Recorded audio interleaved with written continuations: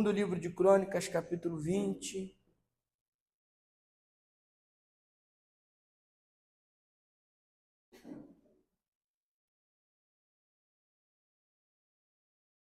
Versículo de número 20.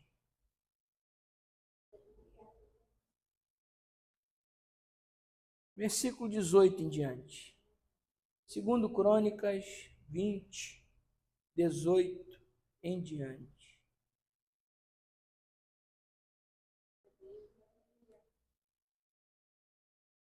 Está escrito assim. Hoje nós vamos falar sobre louvor.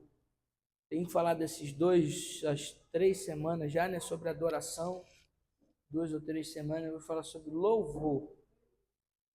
Louvor como a arma de Deus. Está escrito: Então Josafá se prostrou com o rosto em terra, e todo Judá e os moradores de Jerusalém se lançaram perante o Senhor, adorando o Senhor. E levantaram-se os levitas dos filhos dos coatitas e dos filhos dos coraitas, para louvarem ao Senhor, Deus de Israel, com voz muito alta. Pela manhã cedo se levantaram e saíram ao deserto de Tecoa. E saindo eles, pôs-se em pé Josafá e disse: Ouvi-me, ó Judá, e vós, moradores de Jerusalém. Crede no Senhor, vosso Deus, e estareis seguros. Crede nos seus profetas e prosperareis.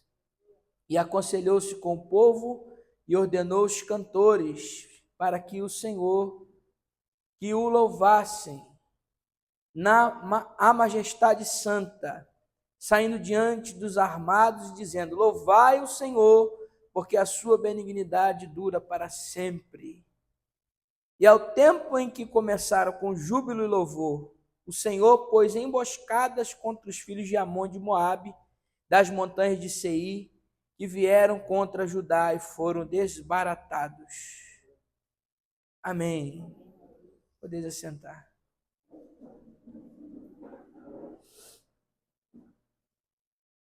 Graças a Deus.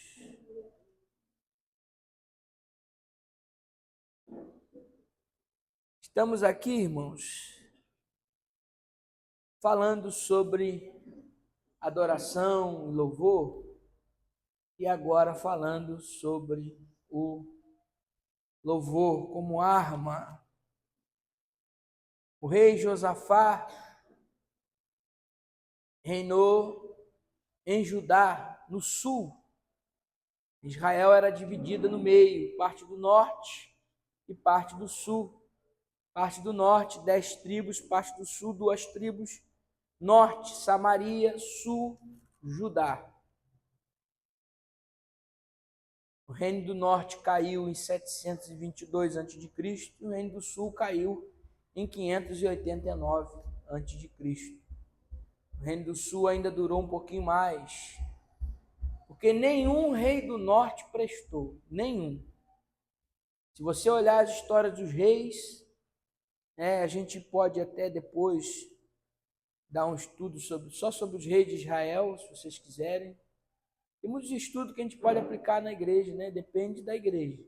Se eu sentir que os irmãos não estão gostando, a gente troca. Se eu sentir que os irmãos estão gostando, a gente continua, né? Porque sexta-feira é um dia difícil para estudo bíblico, principalmente porque trabalho essa semana toda, mas fica aí, pode até ser, irmãos, que a gente até faça depois, futuramente, uma troca aí, quem sabe, né?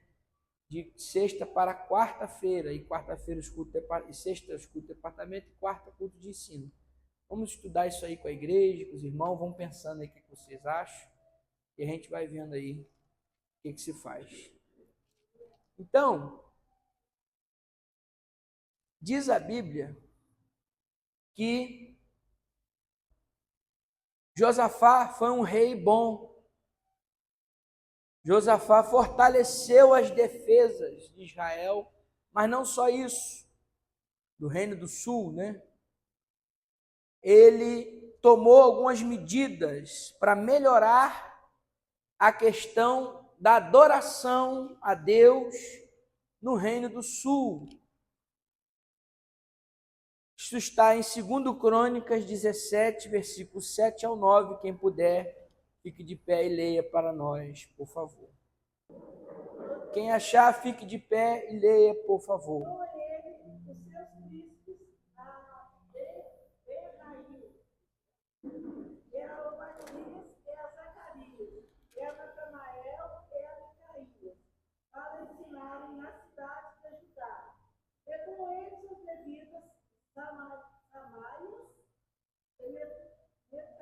Semaías, Netanias, Zebadias, Azael, Semiramote, Jonatas, Adonias, Tobias.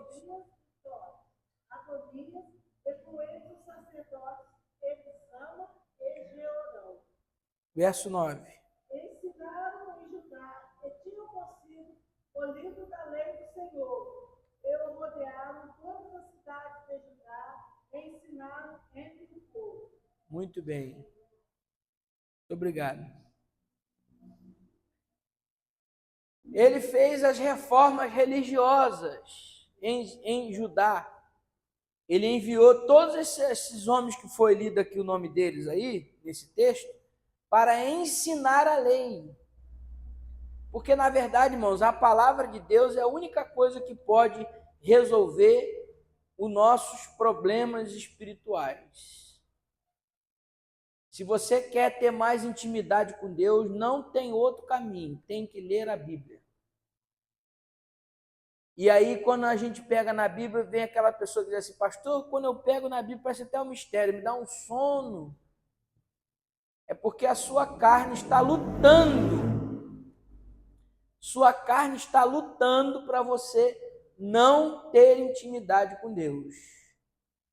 Porque você, às vezes, passa a noite toda assistindo uma série, um filme. Às vezes, passa acordado, preocupado com alguém. De madrugada. E às vezes é 10 horas da noite, ainda está cedo, né? Para alguns, para mim é cedíssimo. E vai ler a Bíblia e o sono vem. Mas se fosse para ficar acordado fazendo qualquer outra coisa, batendo papo que seja no WhatsApp, estava acordado. Isso é porque a nossa carne luta contra nós lermos a palavra.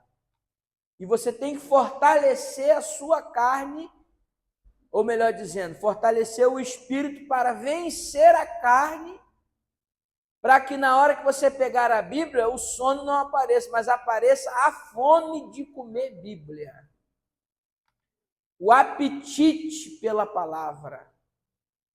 Não só de comer a palavra, ler a palavra, mas também de estar aqui para ouvir a palavra. Nós temos que ter esse hábito de buscar a palavra. Então, Josafá, ele ensinou a palavra, a lei, para todo o território de Judá. Ele fez reforma, cortou os postes ídolos que haviam, naquela época que haviam árvores, o pessoal depenava as árvores e fazia ídolos esculpidos nas árvores, para adorarem nas matas, nas florestas. Então Josafá disse, vamos cortar essas árvores todas. Ele cortou os postes ídolos, bosques. Ele fez uma reforma, acabando com a idolatria, instituindo louvor. Só que Josafá ele fazia acordo com quem não era para fazer. Esse é o problema de Josafá. Ele fez um acordo, né? Uma aliança através de Acabe, e fez uma aliança casando-se com a casa de Onri, que era pai de Acabe. Isso está em 1 Reis 22, 44. Por favor, quem achar, fique de pé e leia 1 Reis 22, 44. Ele casou-se com o filho de Acabe e Jezabel. Irmão, Acabe e Jezabel já não era boa coisa. Imagina o fruto disso. Casou-se com Satanás. Filho de Acabe e Jezabel casou-se com o próprio Satanás. Para não dizer outra coisa. 1 Reis 22, 44. Ei, Juninho.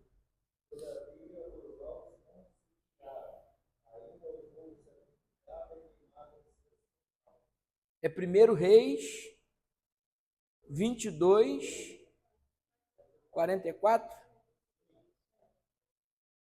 É isso mesmo. É porque eu anotei aqui sobre a idolatria. Esse casamento gerou a idolatria. Que ele acabou de ler aí. É que eu me adiantei aqui na minha leitura. Porque eu preciso do meu tablet. Então, ele fez uma aliança errada que trouxe a idolatria de volta. Quer dizer, ele fez a parte dele, mas depois a aliança que ele fez foi errada. E o Senhor repreendeu isso. O Senhor o repreendeu. Segundo Crônicas 19:2, profeta Jeú vai até ele e o repreende por isso. Alianças erradas. Segundo Crônicas 19:2.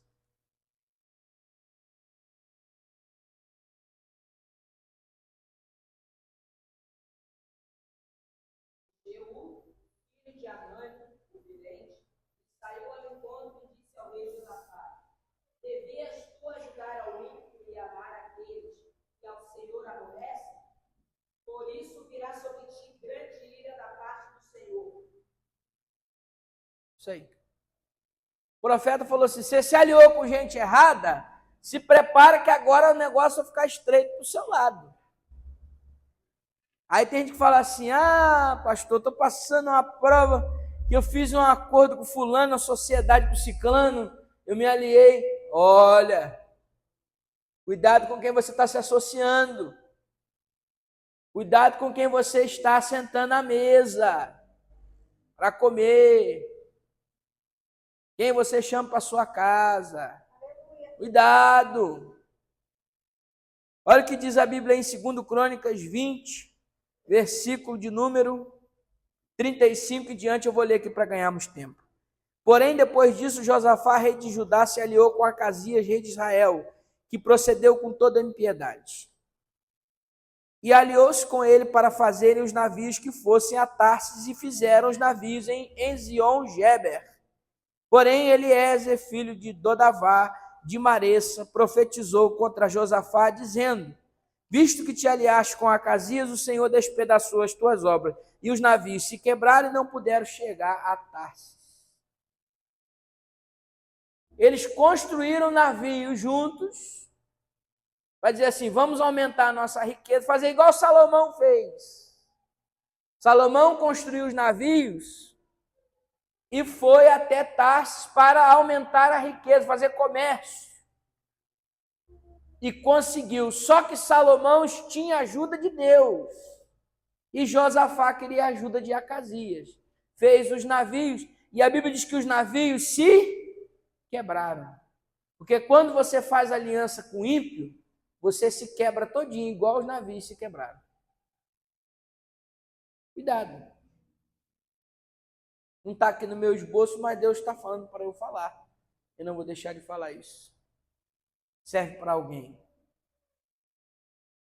Josafá teve uma grande guerra no seu reinado. Uma grande guerra. E a Bíblia diz que se juntaram os filhos de Moabe, segundo Crônicas 20. Agora acompanhe na sua Bíblia aí. Versículo de número 1 e 2. Sucedeu que depois disso os filhos de Moabe e os filhos de Amon, com eles alguns outros dos amonitas, vieram a peleja contra Josafá. Então vieram alguns que deram aviso a Josafá, dizendo: vem contra ti uma grande multidão, da além do mar e da Síria, e esses que já estão em Azazon Tamar, que é em Guede. Então Josafá temeu. Aí não para por aí o texto. Mas vamos parar por aqui, daqui a pouco eu continuo lendo. Josafá sofreu uma aliança dos filhos de Moabe, de Amon e de alguns outros. Se juntaram para guerrear contra ele. Diz a Bíblia Sagrada que essa junção, esse ajuntamento de pessoas contra Josafá era um número grande, tão grande que alguém avisou e falou assim: olha, tem uma grande multidão vindo contra você. E a Bíblia diz que ele teve medo, ele temeu. Irmãos, tem desafios que Deus coloca, que Deus permite acontecer na nossa vida, que nos dão medo. A gente olha assim, a grande multidão vindo contra nós, aquele desafio enorme, aquele problemão gigante vindo, e a gente diz assim: meu Deus, misericórdia. O medo faz parte, é inerente ao ser humano. Só que tem um porém. Quando Josafá teve medo, e até o hino, Josafá temeu, estava com medo, apavorado, tirando o sossego, quem vem chegando tem autoridade, o inimigo terrível, apavorou-se a cidade. Josafá ficou com medo. Esse hino é muito lindo, né? Raquel Silva. Ficou com muito medo, Josafá teve muito medo. Mas quando ele teve medo, ele nos deixou um exemplo que nós temos que seguir. Continua olhando aí o texto, 2 Crônicas 20, versículo 3. Ele recebeu a notícia que a multidão era grande, que o desafio era grande, que a luta era grande. Aí o que ele fez? Foi para o Facebook desabafar. Foi para o WhatsApp passar mensagem para os outros, falar que está passando mal, que está ruim, que a luta está grande. Socorro! Foi para a beira do muro falar para o pessoal: olha, vizinho, estou passando uma luta terrível. O que Josafá fez? Versículo 3. Então Josafá temeu e pôs-se a buscar o Senhor. Ou eu posso até estar com medo, mas quando eu dobro o meu joelho para buscar o Senhor, aquele que é o Senhor, que é grande na minha vida, se manifesta para me trazer o socorro.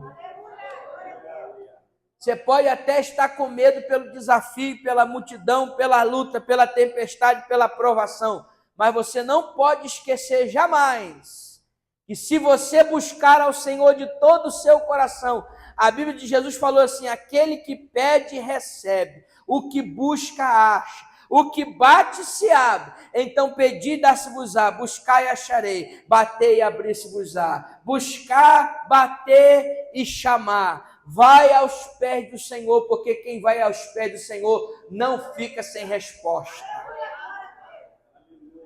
Pôs-se a buscar o Senhor. Com o que, irmãos? E apregoou o jejum em todo Judá. Olha, tem gente que não sabe mais o que é jejuar. Não precisa você responder, não. Quanto tempo faz que você não faz um jejum? Não responde, não, para você pensar. Busca aí no teu arquivo. Quanto tempo faz que você não faz um jejum, propósito? Aí a pessoa fala assim: pastor, como é que tem que jejuar? Eu não jejuo tudo, não, eu jejuo só de Coca-Cola, que é o que eu mais gosto. Que andaram falando por aí que se você jejuar do que você mais gosta, aí isso aí Deus recebe.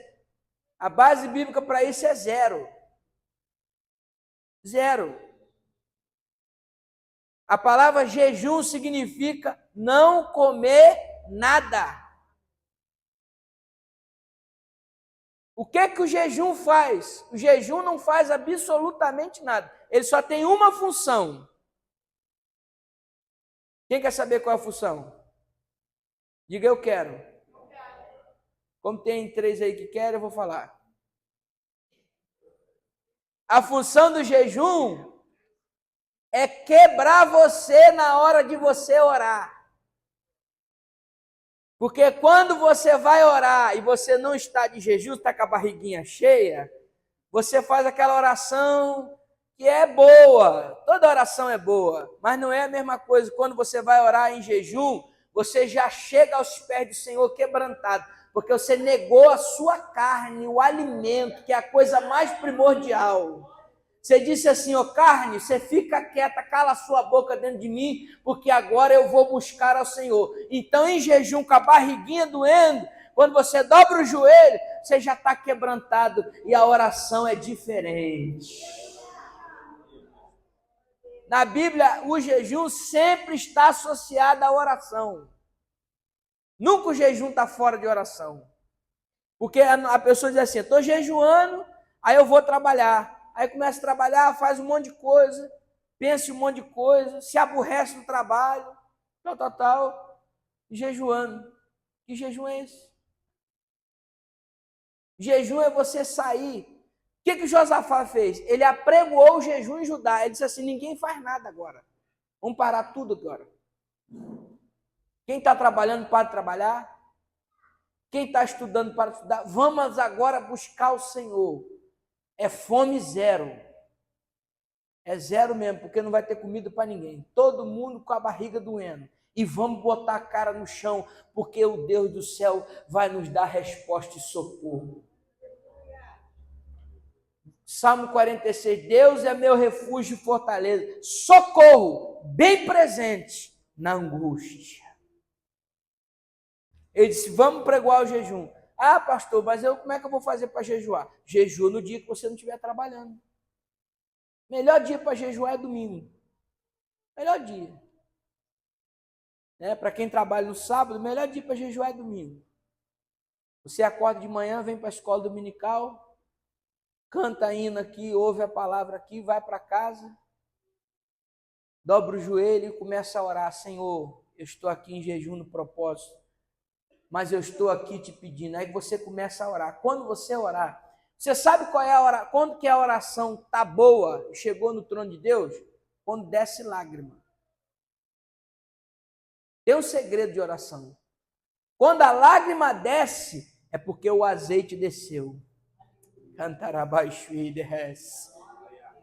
Quando a lágrima desce, é porque o azeite desceu. Então não pare de orar enquanto as lágrimas não descerem. E se as lágrimas começarem a descer, é porque o azeite já desceu. Aí você continua mais um pouco, porque quanto mais lágrima você derrama, mais azeite Deus está derramando do trono.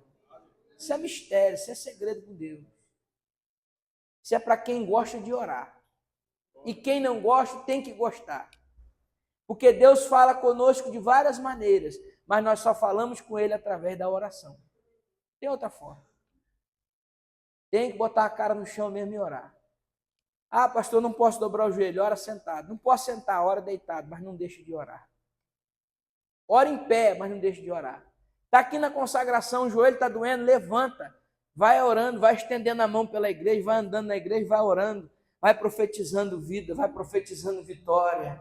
Você não sabe para que orar? Você começa a orar pelas cadeiras, que você, quando botar a mão na cadeira, você vai lembrar dos irmãos que sentam nas cadeiras e vai começar, Jesus, olha o fulano que senta aqui, toma ele na tua mão. Quando tu vê, tu já está 40 minutos, 1 hora, orando, e o Senhor já está descendo azeite sobre a tua vida. A oração é assim. Mas vamos para cá. Josafá fez uma oração. E o Senhor falou com ele. Versículo 14. Então veio o Espírito do Senhor no meio da congregação sobre Jaaziel, filho de Zacarias. Eu acho esse nome tão bonito, Jaaziel. Só que para dar para o meu filho misericórdia. O nome não é estranho, mas é bonito. Jaaziel. Filho de Zacarias, filho de Benaías, filho de Jeiel, filho de Matanias, levita dos filhos de Asaf. E Jaaziel disse, dai ouvidos todo Judá e vós moradores de Jerusalém. E tu, ó rei Josafá, assim o Senhor vos diz, não temais nem vos assustei por causa de grande multidão, pois a peleja não é vossa, senão de Deus. Irmão, quando ele recebe essa palavra aqui, eu imagino que o Josafá fica gigante.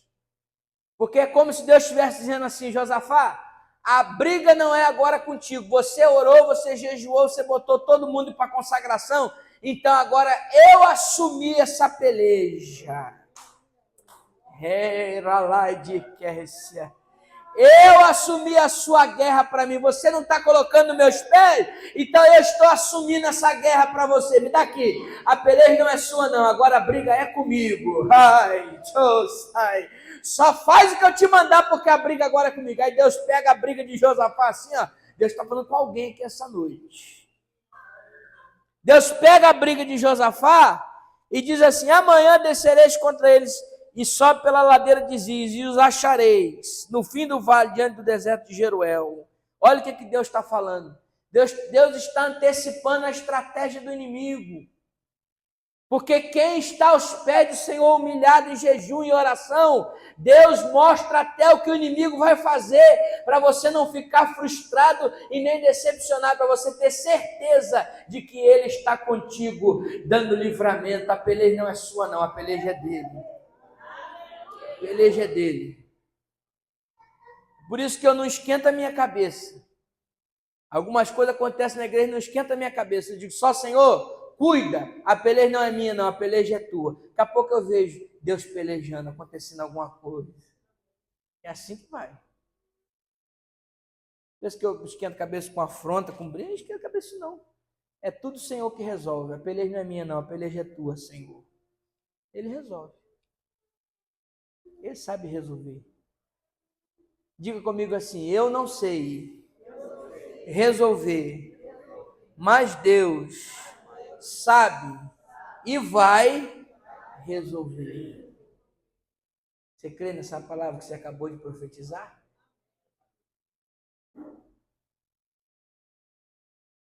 Diga: a peleja não é minha, a peleja é do Senhor. Aí o versículo 17 diz assim: nesta peleja, vós não tereis que pelejar. Algumas guerras Deus nos permite lutar, outras Ele luta por nós. Algumas Ele diz assim: vai lá que eu estou contigo, você tem que se esforçar. Mas algumas Ele diz assim: sai de cena e deixa eu entrar. Só que a gente fica querendo se meter naquilo que é para Deus fazer. Aí Deus não faz. E quando você fica se metendo no que é para Deus fazer, Deus não vai fazer. Você tem que deixar Deus fazer. Sai de cena. Sai de cena. Sai de cena. Deixa que o Espírito de Deus resolve o resto. Nesta peleja não tereis que pelejar. Nesta peleja não tereis que pelejar. Nesta peleja não tereis que pelejar. Parai, está em pé e veja a salvação do Senhor para convosco. Não temais nem vos assusteis, porque o Senhor será convosco. Acabou. Se Deus é contigo, você tem a maioria necessária para obter a vitória. Deus é comigo, acabou. Às vezes eu estou meio temeroso, aí Deus vai e usa um profeta assim: eu estou contigo, pronto, acabou. O temor vai embora, o medo vai embora, a covardia vai embora, a timidez vai embora, porque se Deus está comigo, não tem ninguém que fique na minha frente. Se ficar na minha frente, atravessar meu caminho, Deus mata, porque Deus está comigo. Então eu vou embora, vai embora, vai embora, vai embora. Ele só faz uma coisa, e eu vou encerrar aqui, que é aqui que eu queria chegar. Não vou falar mais porque eu quero ganhar tempo. Ele só faz uma coisa. Coloca os adoradores na frente. Os levitas na frente. Irmão, levita. Hoje não existe levita. Porque nem todo cantor era levita naquela época. Lê a Bíblia que você vai ver que os da família dos coatitas é que eram os cantores. Então, nem todo cantor, nem todo levita era cantor, mas todo cantor era levita. Levita é daquele que é da tribo de Levi. Quem instituiu que os levitas, que os coatistas da família de Coate cantassem, foi Davi. Porque o levita, ele na verdade é o zelador do templo. É aquele que cuidava das coisas e carregava a arca e carregava os utensílios. Aí Davi olhou e disse assim, bom, vou pegar uma família da tribo de Levi e vou ensinar a cantar e a tocar instrumento. São os coatitas e os filhos de Coré. Essas duas famílias, só. Então não chame ninguém de levita, porque você vai pagar mico. Você vê a pessoa cantando e fala assim, é levita. Não, não existe levita. Levita é só a questão da tribo de Levi. Quem canta é cantor, quem prega é pregador. Quem toca é tocador, é músico, pronto. Você pode pagar mico aí, mas não diga que você ouviu de mim, tá? Se quiser que chamar de levita, o problema é seu, mas não diga que você aprendeu comigo. Esse micão aí você não vai pagar, não.